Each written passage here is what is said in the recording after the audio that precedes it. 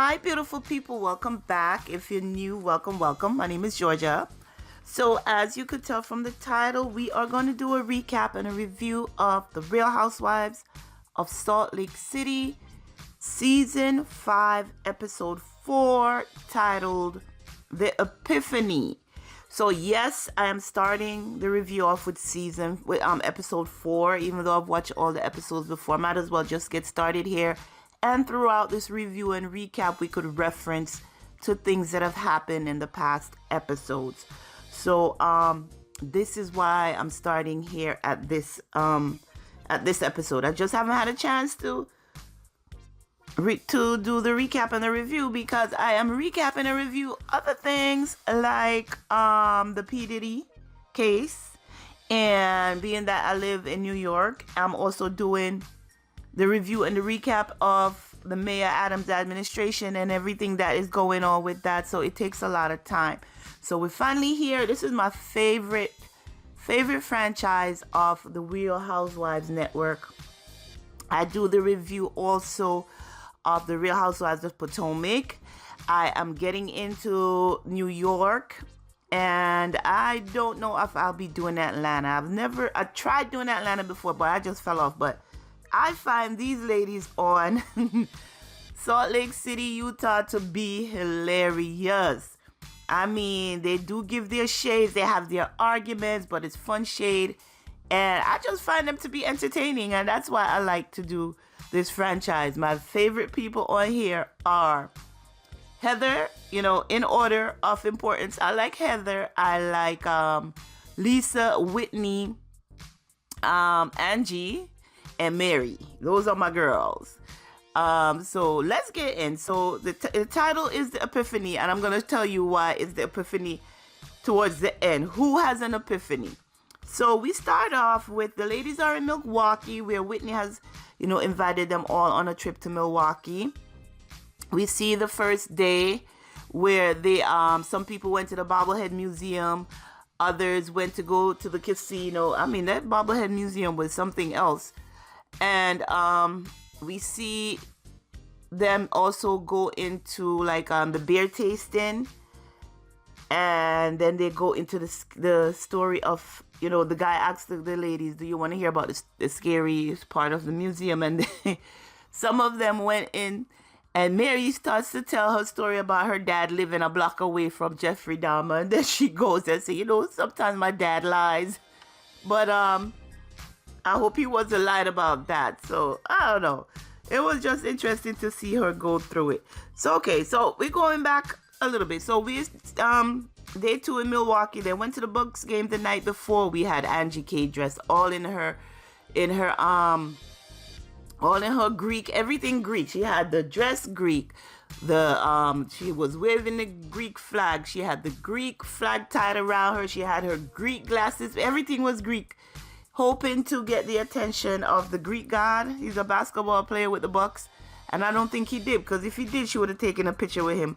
But she didn't get to take a photo with him. But it was all in fun. The ladies were trying to have a good time, of course. But of course, we had it brought up where Bronwyn is being targeted. She feels like she's like, all you girls have something nasty to say about people. Why can't I get my turn as the new girl in the group? I guess you came out too quick, Bronwyn. You needed to chill for a little bit longer before you had any opinion on anybody. But Lisa came at her, and then she brought up Heather's name, and Heather was like, oh my God, what? I'm in this? The facial expressions. Heather went in her confessional mocking the way Bronwyn talks. Oh my God. It was something else. One thing I also find interesting was when Whitney was going around telling all the ladies what they were getting ready to do, and she went into Mary's room, and Mary was using a hot comb, and she was like, what sort of tool is this? Mary was like, it's a black girl, it's a tool for black girls. Mary, anybody could use a straightening comb, girl. It doesn't have to be just black people. If you showed Whitney how to use one, I'm sure she would appreciate it. But hey, it is what it is. Now we have, again, the same morning, second morning now, they're getting ready to go out. We have the ladies making their rounds and touching, go to other people's room and stuff. We have Meredith and Lisa meeting, and we have Meredith telling Lisa that Angie and Whitney were talking about her, telling that they have, that Lisa is acting strange and they don't know if they want to trust her and maybe you should stay away from Lisa. And Meredith was like, nah. Lisa and I agreed that if there was anything going on that we would discuss it. So they knew that Lisa was that Meredith was gonna go back and tell Lisa what happened. So because of that, now we're still on day 2. Because of the conversation that Meredith had with Angie and Whitney, and she went back and told Lisa decided that no, I am not gonna go on the day trip with you guys to the Harley Davidson Museum. We'll meet up for dinner. I'm gonna go do something else. I don't want to be around you. So then she corrals in she corrals in, I'm still getting to know their names. Who she gets? Miley and Brittany. So they went with Lisa and they went to go curling on the ice, and all the other ladies went to the Miller Lite Museum. When they went curling, the instructor asked them, so what are the other girls doing? And they were like, they went to the Miller Museum, the Miller Caves. And he was like, well, that's a highlight in Milwaukee. Like, why aren't you there? But hey, it is what it is. Now we have Mary, while they're at the Miller Caves, tasting beer for the first time, and the guy introduced it as the champagne of beers. I gotta try that. I don't drink alcohol like that, but I'm interested to try that beer. And Mary actually likes it. And to Heather's point, she's like, if Mary falls in love with this, maybe she could save a ton of money on champagne, because that's all Mary drinks, champagne. So now she could start to drink beer, because it's supposed to be light, it's not heavy. And you shouldn't gain weight. It's just a touch of whatever it's supposed to be. So hopefully Mary will get to like it and buy some of those instead of champagne. I know I'm jumping all over the place, but the ladies, there's so many of them this season. It just seems like so many people, and everybody want to get their shot in, and everybody wants to hear, their voice heard. So as I'm watching now, let me see. Miley and Brittany went with Lisa. Meredith talked to Lisa. They went curling, lunch in the care, beer tasting. Brittany and Jared. So all the ladies are telling Brittany, get rid of Jared because he is not a nice guy. Angie showed Brittany screenshots of Jared texting her brow girl, saying that, he and Brittany are not serious. He wants to get to know the brow girl even better and stuff like that. Brow lady, I should say, even better. And Brittany's making excuses, saying, I don't want it to be an excuse, but maybe that was one of the times when we were broken up that he was texting somebody else. And they were like, girl, he is no good. Not because his name is Osmond. Is that the reason you want to be around him? Because he's an Osmond family member. But he's no good. He's not good to you. And she's like, but he asked me to be his girlfriend. I'm like, lady, at this age, this big age, as they say, we don't need to be moving around like little schoolgirl and stuff like that. So, while they were at the caves, the other ladies went to go hear the ghost stories. We still have Whitney and Heather sitting at the table. And the day before, Meredith had told Heather, listen, people are talking about Whitney's business and the legitimacy of it. They're saying that she purchased her items off Alibaba and white label it and sell them for 3 times the price. So Heather was like to Meredith, why don't you tell Whitney yourself? And she's like, well, I don't think she wants my advice, because if she did, she would have came to me, being I'm an expert in the jewelry field. You thought she would come to me for advice before she actually went and opened her business. So of course it seems like Meredith is a little bit upset about the competition that she's getting from Whitney. And as we know, Whitney's not only doing this by herself, she has a business partner. And Meredith was like, why don't you tell her? So now it's left in Heather's, being that, it's her cousin. She's trying to get back in her good graces. She don't want it out there that she knew about this, and she doesn't talk to Whitney. So at the caves, or after lunch, when the group split apart for a little bit, we have Heather telling Whitney that people are talking about your business and saying that your stuff and the legitimacy of it, saying that your stuff is not up to par, because we all know that it's not curated, as they say, and it doesn't last, that the jewelry will turn. So from her answer, Whitney apparently knew what was being said. An Instagram post was made.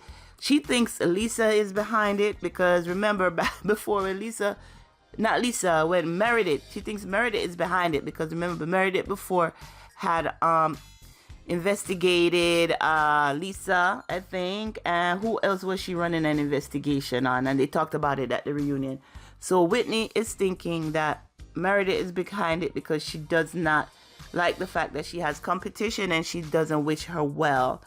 So we have Heather asking Whitney, please girl, do not discuss it on the sprinter van on the way back to the guest house. Find a way to talk to Meredith in person, and let's discuss it then. So all right, everybody finished with their curling, with the caves and stuff like that. So now they go back to the house.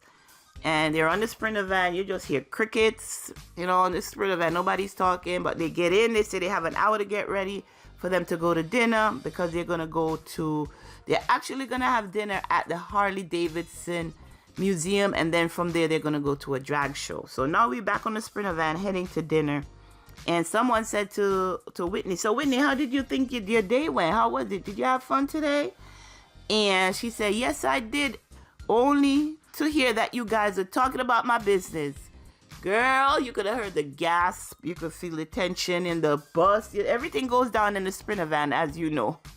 So you could hear and feel everything going on. Then Meredith answers her. She's like, I did tell Heather to talk to you about it, because that is what is being said out there. And she's like, well, Meredith, why didn't you call me and talk to me if you know what was happening? And Meredith tell her, listen, I didn't think you wanted my advice or help, because you went out and you started a brand without talking to me as an expert in the field. So I didn't think you wanted to hear anything. So then Whitney was like, you know what? We're going into the Harley Davidson Museum. Can we table this until later? So they went in. Now we're talking again. Somehow it was brought up again at the table. Whitney was trying to talk to Meredith. Lisa interjects herself, because, okay, she's upset about what was being said about her between Whitney and Angie. So now Angie is like, listen, girl, I've been on the phone with you morning, noon, and night. Breakfast, lunch, and dinner. I spent all day on the phone with you. I can't do it no more. You're just too needy. She said it in a roundabout way, but that's what we get from the gist of it. And Lisa's like, yeah, I understand that that's the excuse you always have to get off the phone, because you have to go and talk to Electra. Now, Electra is Angie's, I think her daughter is like 10 or 12. So I forget how old she is. And everybody's looking at Lisa like, girl, are you serious? Like, a mother needs to go tend to her child, and you want to have her on the phone talking to her about everything and everybody. So Angie K said, I've been a good friend to you. I've been a good friend for a long time. I've known you for 15 years. And I've been a good friend to you all that time. And I cannot say that you've been the same to me. I'm always listening to your issues, and you never had to have a chance to think about anybody else but yourself. She goes around the table, Angie does, and she's pointing to Mary. She's like, Mary, have I been a good friend? Whitney, have I been a good? And everybody's like, yes, yes, yes, yes, yes. So she's like, all you want is for people to listen to your problems all the time, and you don't care about nobody else. So there was a tension right there. And she's like, and for you to come and judge me as a mother, us ladies take that personally. When you're being when you're being judged as a mother, when you're trying to do the best you can as a mother, there's no instruction book on being it, because every child is different. And you're gonna come judge me, girl? That was Angie's stance on it. So now we have Brittany having an epiphany. So that's how the title came in for this episode. I have an epiphany. Ding, ding, ding. She's knocking on the glass. Ding, ding, ding. I have an epiphany. Because she's trying to change the subject. And we have Heather going to confession like, Lord, I've heard this epiphany before. Just last night I've heard it. 2 days ago I've heard it. So this is about her 5th epiphany. And she's like, I've come to the decision that pregnant pause now, build up the Yes, yeah, what's gonna happen? I've come to the epiphany or the decision that I'm gonna break up with Jared. That I've broken up with Jared. So somebody at the table asked, does Jared know this? Does Jared know that you're broken up with him? And she was like, no. I'm like, oh my God. Somebody else said no, because there's so many people having opinions. I forget who's talking. It's like, oh my gosh. This is going to be for like 5 minutes. The man don't even know you're broken up with him, and you will be back together with him. She's like, you need to cut this man off for good. Then someone asked her, are you in love with him? She said, yes. She said, are you in love with him, or are you in love with the name Osmond? Because you know the Osmond brothers are supposed to be big musical group from back in the days, and the family is supposed to be whatever. You know how that name is. A name carries. So do you want to live on Osmond Lane? Or are you just happy you want it to be an Osmond? So this is Bronwyn asking the last question. And Brittany was like, girl, you need to worry about your husband and you. So Bronwyn was like, what? So she's like, okay. She said, what is my husband's name? This is Bronwyn asking Brittany. She's like, I don't know. She's like, how you gonna have an opinion about my marriage when you don't even know my husband's name? So now we have Bronwyn getting real transparent. She said something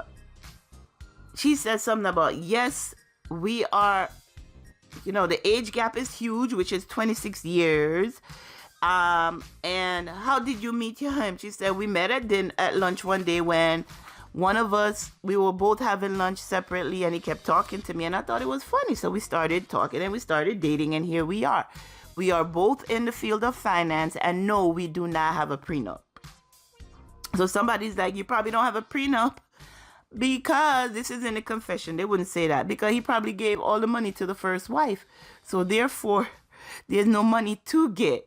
Because they're thinking she's a gold digger. Whitney said it. Yes, people look at her as a gold digger as well because of the age gap between her and Justin. And it's not fair because women do have business sense to actually make their own money. So not because your husband and you are, the age gap is huge, you shouldn't go ahead and just assume that you're a gold digger because it's not fair. So they talked about that for a little while, and then they went to the drag show. They got to meet Trixie because Trixie I think it was in season 3 or something. They went to the Trixie Museum in Arizona where he has everything pink and white, and then he has another museum in Milwaukee. So that's why they went to the drag show. Whitney says she's always liked drag. She went to her first one with her dad when she was younger because her dad is a hairdresser, remember?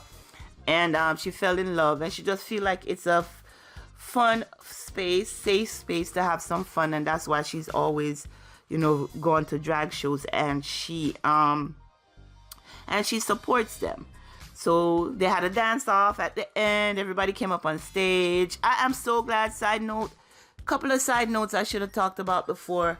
Side note number 1, I like the fact that Mary in this season is actually participating in events. Remember last time when she was a friend of the show, she sat in the van, Sprinter van, and told the driver take her to McDonald's because she's hungry. She's like, I'm not doing that. That's too much. Different events she did not participate in. She was getting into a lot of clashes with people. And I find that this season, Mary's more laid back. People are looking to her for advice more. And she is being more entertaining. She doesn't seem so... She's not coming off as mean or harsh and cold. I find that there's only one person she got problems with in this season, and it's Brittany, because Brittany just doesn't understand. And I think, Mary, you need to educate the ladies more on things black, because you can't be talking to them as if they should know what is happening with black people. You just got to let them know in a nicer route. Like the situation with the comb. Poor Whitney with the hot comb. Poor Whitney looked like, oh God, have I messed her feelings? The reason for one of the trips to the Bobblehead Museum in Milwaukee was because Mary has called Whitney a bobblehead. She's been a bobblehead. And Mary said this season, okay, I'm going to take that name off of her. I'm going to put it on Brittany. So we have that going on. Another thing that I must say is, Heather, you are looking gorgeous, girl. That Ozempic is working and it looks good on you. Now just do all your spa treatments in your spa and tighten up everything and keep it looking nice. Good girl. I love the man. I was surprised on episode 1 when Heather walked into the Halloween party. I'm like, who is that skinny girl over there? So yeah, Heather, it looks good on you. So yeah, and what else? What else? Angie always brings the styles. Bronwyn, your style is eclectic, girl, as they would say. I need to get used to it. I thought Mary was the one with all of the style, but girl, you are bringing it. Some things that you would wear to events we would not even consider. Like, why would you wear a hot dog? You're saying it's couture, but according to Mary, that's a costume. Why are you gonna wear a hot dog costume to a drag show? Your confessional looks are interesting. They're really, really interesting. So if for no reason at all, I'm gonna be looking at you to see what I don't want to call her crazy. What interesting things you're gonna be wearing. Why would you have on booty shorts in the middle of winter in Utah with a heavy coat, short coat at that? Your cheeks are hanging out. I'm like, okay, what is going on here? But Bronwyn, I will be watching to see what else you come with, girl. Miley, I need you to step up a little bit more, girl. We're not seeing enough of you. You are shrinking in the background. We are in episode 4, and you are not stepping forward. I should be knowing your name better by now. And don't get into it for the drama. So I don't know what you're going to be able to bring to the show, but come on, girl, or you're going to get cut. And I am watching this season, and I am really enjoying it so far. I saw a preview of what's to come next, so the next review is going to be interesting as well. Lisa, they're coming for you. The group is starting to come together for you, as I would say, but it seemed like Meredith have your back, so keep Meredith in your corner. You guys have been friends since season 1. Try to make sure that you repair that relationship and don't let it go south. Don't let nobody else come in between you guys. And Heather, keep the comedy coming, girl. You make me laugh. Heather makes me laugh. So yeah, that is it. My recap and my review of The Real Housewives of Salt Lake City, season 5, episode 4, and titled The Epiphany. So we should see what happens next. You know, the ladies are bringing it. They're bringing it. Make sure that you subscribe to the channel, like this video, and watch my other reviews of the other Housewives shows. Like I said, I am doing Potomac, Real Housewives of Potomac, and Real Housewives of New York City, season 15. This is with the new crew. So I'm gonna do that one next and try to get all of these up over this weekend, so you guys will have that to watch. So thank you for watching. Like I said, subscribe to the channel, like this video, share this video, and make sure, until next time, be sure to take care of yourselves and your families. Bye-bye.